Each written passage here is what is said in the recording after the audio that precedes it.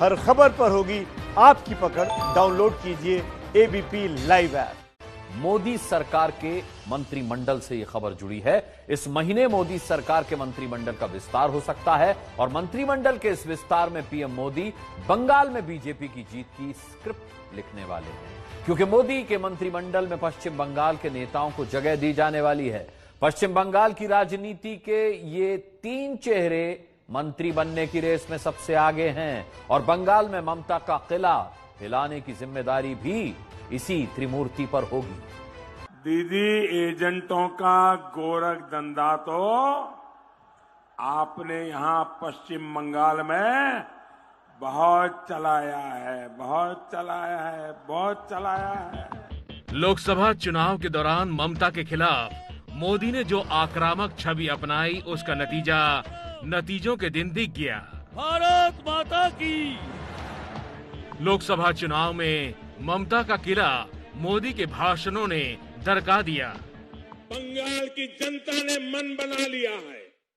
अब बंगाल में न तोलागिरी चलेगी, न गुंडागिरी चलेगी। अब बारी विधानसभा चुनाव की है, लिहाजा मोदी ने ममता से गद्दी छीनने के लिए अपनी टीम की तैयारी कर ली है।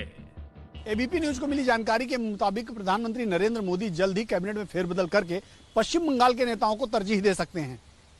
फिलहाल 18 सांसदों में से कोई भी कैबिनेट मंत्री नहीं है। बाबुल सुप्रियो और देबाश्री चौधरी अभी भी राज्य मंत्री ही हैं। हमें जानकारी है कि प्रधानमंत्री नरेंद्र मोदी की कैबिनेट में पश्चिम बंगाल से 2 लोगों को कैबिनेट मंत्री बनाया जा सकता है। सूत्रों की माने तो इसी महीने के अंत तक प्रधानमंत्री नरेंद्र मोदी अपने मंत्रिमंडल का पहला विस्तार कर सकते हैं। पश्चिम बंगाल से जिन नेताओं को मंत्री बनाए जाने की चर्चा है, उसमें पूर्व सांसद मुकुल रॉय, सांसद लॉकेट चटर्जी और शांतनु ठाकुर का नाम शामिल है। भारतीय जनता पार्टी बनगांव के सांसद शांतनु ठाकुर मतुआ समाज के पीठाधीश्वर हैं। मतुआ समाज वो है जो बांग्लादेश विभाजन के दौरान हिंदू शरणार्थी बांग्लादेश से भागकर भारत आए थे और अब एक अनुमान के मुताबिक इनकी संख्या 2 करोड़ से ज्यादा है, जो कि करीब 55 से 60 विधानसभा सीटों को प्रभावित करता है। मुकुल रॉय ममता बनर्जी के सहयोगी रह चुके हैं और केंद्र में रेल मंत्री की जिम्मेदारी यूपीए के वक्त निभा चुके हैं।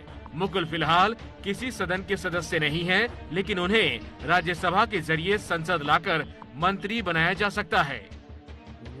बाबुल सुप्रियो अभी राज्य मंत्री हैं और उन्हें प्रमोशन देकर कैबिनेट मंत्री बनाया जा सकता है। असल में किसी के कैबिनेट मंत्री नहीं होने की वजह से बंगाल की राजनीति गरमाई हुई है, खासकर जब से इस बात की चर्चा हुई है कि अमेरिका में जो बाइडेन बंगाल मूल के अरुण मजूमदार को अपने मंत्रिमंडल में शामिल कर सकते हैं, तो फिर मोदी सरकार में किसी बंगाली को कैबिनेट में जगह क्यों नहीं मिल रही है। हमारे लिए बड़ा गर्व की बात है। साथ साथ जब अरुण मजूमदार की बात होते हैं तो भारतवासी की होने के नाते और दूसरे दफा बंगाली होने के नाते ये तो बड़ी गर्व महसूस करता हूं मैं। लेकिन बीजेपी पार्टी बंगाली को कब मौका देगा, बीजेपी पार्टी की अपना मुद्दा है। शायद बीजेपी पार्टी ये नहीं महसूस करते कि बंगाल से जितने एमपी आए हैं वो मंत्री बनने का लायक नहीं है, ये शायद ये समझते हैं, इसलिए कैबिनेट मिनिस्ट्री तो किसी को नहीं दिया गया।